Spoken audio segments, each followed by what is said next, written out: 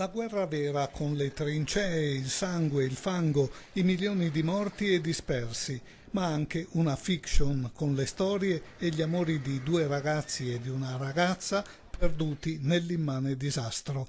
Il film si intitola Fango e Gloria e annovera nel cast Eugenio Franceschini, Valentina Corti, Domenico Fortunato. Un'operazione culturale di grande spessore, l'opera realizzata dal regista Leonardo Tiberi è stata costruita utilizzando i materiali di repertorio dell'Istituto Luce e nuove immagini girate ad hoc.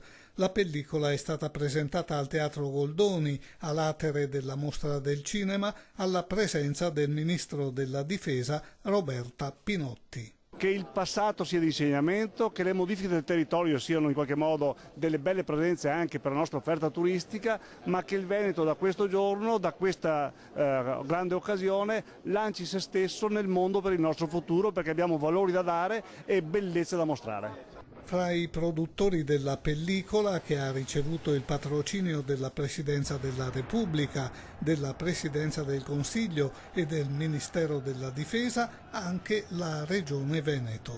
Credo che sia utile soprattutto quello che facciamo perché creiamo opportunità di lavoro, opportunità di qualità e allora questo modo di proporre il Veneto, questo modo di favorire la crescita culturale del Veneto, il Veneto che è cultura da sempre, ci rende orgogliosi.